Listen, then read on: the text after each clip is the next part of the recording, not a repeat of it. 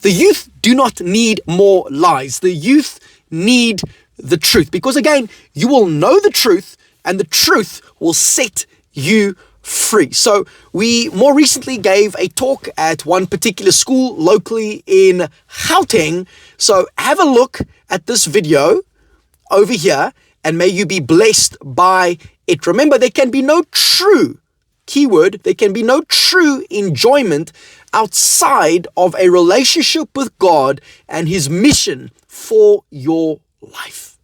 Also, champ, whether you agree or whether you disagree, let me know in the comment section down below, all right? Use the comment section as your virtual voice. Now, let's get into the video. When I was 12 years old, more is one of the ages over here, 10, 11, 12. How many of you are 12? Okay, a couple of these, okay, awesome, drop that. So, believe it or not, I know it's hard for you to believe, but believe it or not, I was actually 12 at some point too. I know it's hard, but I was there. I'm telling you, I've got proof. I was there. So anyway, when I was 12 years old, unfortunately, there was a terrible thing that happened in my life. I laugh about it now because Jesus healed me, and He restored me, and He made me whole, and He liberated me, and He freed me from all of that pain. But when I was 12 years old, I grew up in a very awesome house. Right? So it was myself, it was my dad, it was my mom, and I had a sister as well, but she's way older than what I am. Kind of like a large running if you want to call it that in Afrikaans, but she's way older than what I am. To give you perspective, she was in matric when I was in grade 1. Okay, so she's like way older than what I was. So at this point in time, she didn't stay inside the house with us, she was in another place.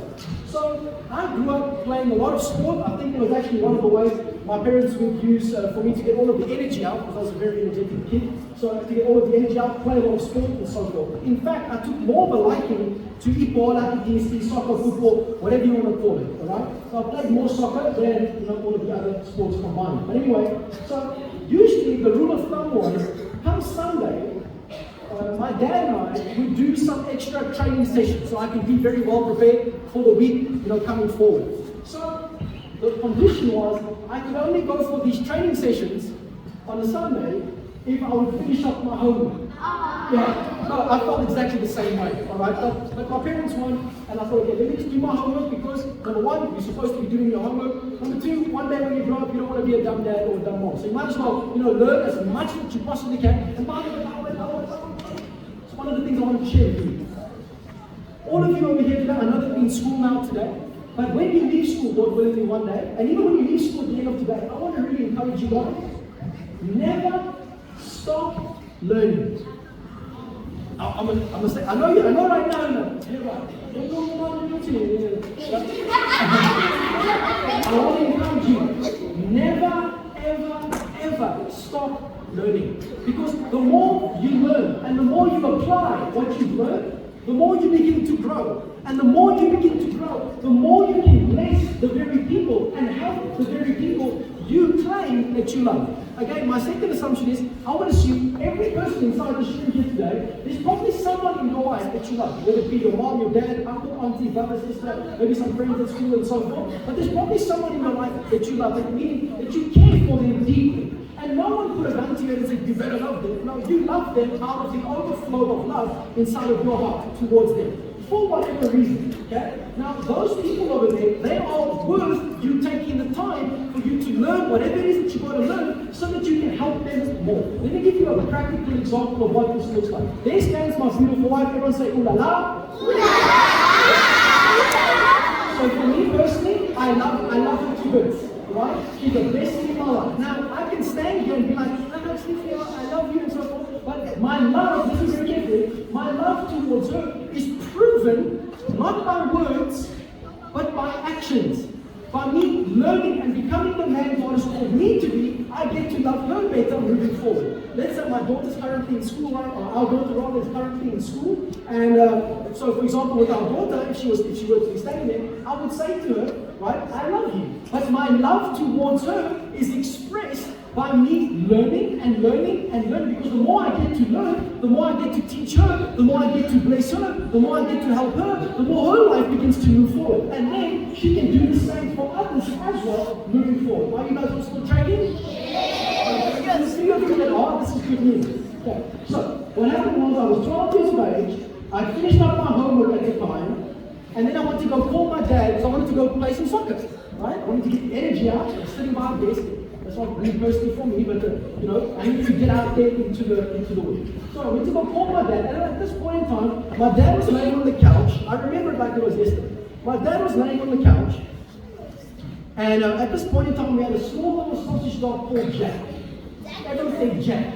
I say Jack Mambazo. A small little Jack Mambazo was sausage dog. My dad, though he was a very funny guy, he was a very traditional guy as well, meaning he cracked jokes, but he still believed dogs are supposed to be outside and humans are supposed to be inside. We believe a bit different, but each to their own in that regard. I'm not going to get too into that.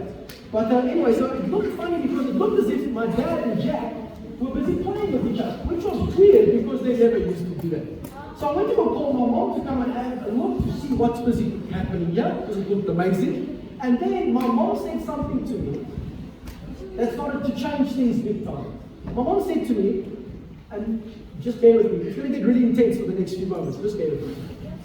She said, no, I must go call the neighbors because he's not playing with Jack, my dad's busy having a heart attack. I'm thinking, a heart attack?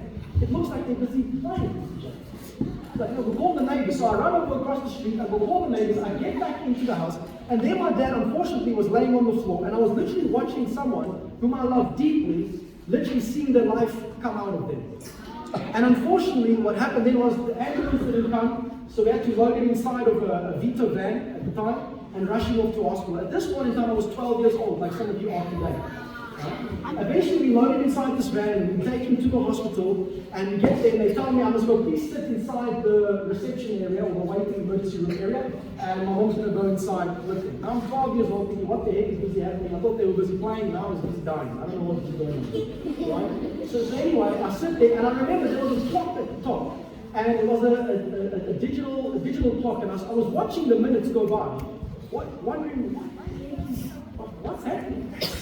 Lo and behold, the doctor comes out about 30, 45 minutes later and he says to me, unfortunately, I'm sorry, he didn't make it, he's gone. Right? Now, the reason I share this with you is not to make you sad or anything. The reason I share this with you is I want to introduce something to you and tell you this much.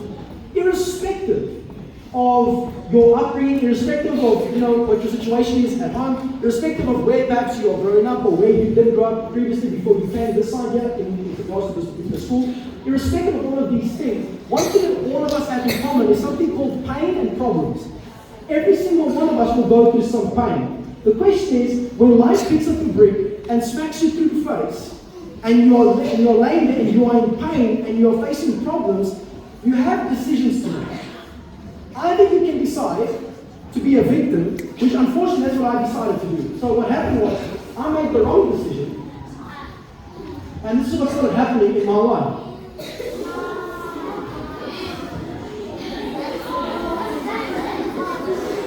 So rather than becoming the man that God called me to be, I allowed the pain and the problems to basically become my life. That's what ended up happening.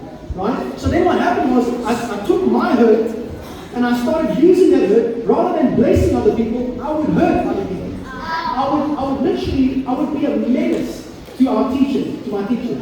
I was your worst nightmare.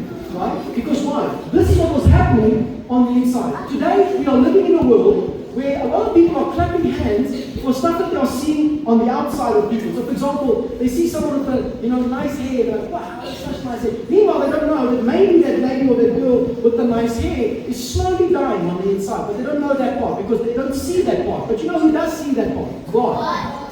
He sees that part. Because again, we have eyes. What do we do with our eyes? We see with our eyes. We have ears. What do we do with our ears? We hear with our ears. Right? Who gave us all of these tools? God. Right? So how much more does God see? How much more does He feel? How much more does He hear when we ultimately speak towards Him and speak unto Him? So what happened was, my life, rather than operating in light, it started becoming absolute darkness over here. What happened then was, I was trying to find other ways to escape in my life. So I would turn to alcohol at a very young age. I would turn to alcohol, I would turn to drugs, I would turn to women, I would turn to partying, I would turn to the streets, I would turn to hip-hop music to try and find healing for my life. But all of these things, it didn't bring healing. It didn't bring restoration. It didn't bring what I was looking for. It didn't give me peace. None of these things. It didn't give me joy. Like, I don't know if any of you can experience experienced this before, but sometimes, like, it gets so bad that you can literally be in a room like this with so many people and you still feel lonely. Because you feel like no one understands what you're facing and going through. No one really will know the pain that I have and feel. But you know who does know? Yes. And God was by my side every step of the way. Even though I was busy pushing him away. Even though I was doing this to him. Even though I was rebelling against God. Because why did God have to take my dad? Why couldn't he take someone else? All of these things. At the end of the day, you must understand that we have an enemy that we are fighting against on a daily basis who tries to steal, kill, and destroy. But Jesus came that you and I might have life and a life of abundance. So what happened for me was there was a stage in my life where I literally had decided I was homeless at a point. I know it's hard for you to believe, but it was the case. And by the way, my lovely wife knows exactly how I used to be because me and her were dating in high school already. Okay? She knows. Okay? And she can tell you all about it. I'm not going to give her the mic right now because she'll slap me on the way home. Okay? So I'm just going to carry on going. So anyway, absolute disaster of life. And at some point, I would be on the streets or whatever. I'll try to find these clubs or nightclubs or whatever. I'll go there, I'll try and hustle over there, and then, try and find a place to stay by like a friend of mine or whatever. So I stepped in a lot of weird places, but God never forsook me. Meaning He never moved away from me. I was the one moving away from Him. But as I would move away from Him, He would continue to follow me. He would continue to come after me. Even though the world would reject me, even though the world would look at me funny, God was saying to me, my son, know that you are loved. I've got a better plan for your life. So what happened was 12 odd years ago, I ended up, unfortunately, in the back. Unfortunately, as well as fortunately. Depends how you look at it. I see it as fortunately. I ended up in the back of a police van 12 odd years ago. And my entire life changed. Everything changed. Because in the back of this police van, I was sitting, it stinks in the back, okay? So I was sitting in the back of this van. It was 12 o'clock, 1 o'clock or so in the morning. I was busy hitchhiking, drunk on my way to try to find a place to sleep. Right? And I ended up in the back of this van.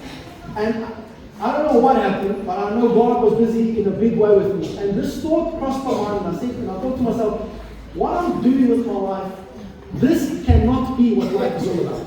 There has to be more to life than me just throwing my life away. Following week, Thursday, I'm sitting in my room, and I'm looking out the window. I don't know if any of you have ever felt like this before, but I felt as if like I was getting pressed down on my shoulders by life. Like things were just overwhelming. My life is in reverse. Remember we spoke about the reverse earlier? My life was doing this rather than doing this. Or in fact doing this. Right? So a friend of mine called. He didn't have no idea what I was busy facing and going through. He called me and he said to me, bro, what are you doing on Sunday? I said, not much, bro. He said, well, come to church. Church. What am I doing? Church. Like I didn't grow up in church. So church, I want to do church. So like you all, I've got nothing to lose. My back's up against the wall. I've tried everything that the world has to offer me. None of it is working. Let me go. And everything changed. And I want to make this very clear. It didn't change because of the physical church building. It changed because of Jesus Christ. Jesus Christ got a hold of me. And He transformed my entire life. They want to make an announcement that Jesus Christ is King. Thank you. So what happened was, look what Jesus did.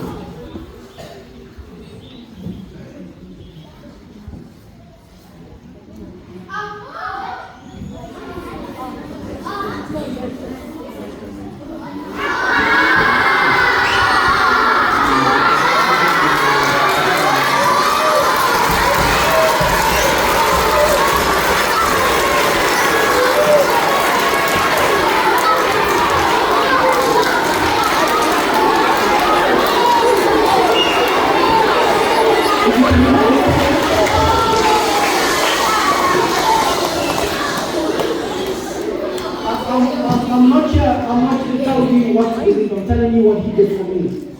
He took me, you guys saw how dark it was. He took me from darkness and he brought me back to God's original way. He brought me back into the light. He liberated me. He freed me. And He does so on a daily basis. Because there's still times, there's still times when I make mistakes. But His power in me is greater than anything that this world can ultimately off. And then what happens is I make some more mistakes. And he says to me, my son, you are forgiven, you are set free, I've paid the price for you, and there's hope for your life. I don't want you living in your mistakes, I want you living in your destiny. I don't want you living in your failures, I want you living in the future that I've got planned for you. And this is what he has for every single one of you seated here today, irrespective of your age, irrespective of your background, irrespective of whatever. He's God, and he loves you more than you realize. For God so loved the world that he gave his only begotten Son, that whosoever believes in him will not perish, but have everlasting life. Because God, he is the only one who is able to take a nobody, turn them into a somebody in front of everybody without consulting anyone. He's able to take you from your darkness, he's able to take you from your bondage, he's able to take you from all the pain that you've had, and he's able to turn the pain into purpose. He's able to turn the struggle and the suffering into success. He's able to take the disaster and turn it into destiny. He's able to turn your failure into an amazing future for you moving forward, because he alone is able to work all things together for the good of those whom he loves and whom he has called according to his purpose. If you liked that video, then don't forget to like the video down below. If you liked that video, remember to hit that like button. Leave your comment down below whether you agree or whether you disagree. Subscribe if you have not yet done so. And hey, champ, also, if you would like for us to come and deliver a talk at your company, your business, your non-profit, your school, your church, your ministry, wherever you might find yourself in life, then get in touch with us today. info@kinginme.co.za. You can just write the word champ and we will reach back out to you. Until next time, in the meantime, in between time, just know today, namhlanje, that your voice matters.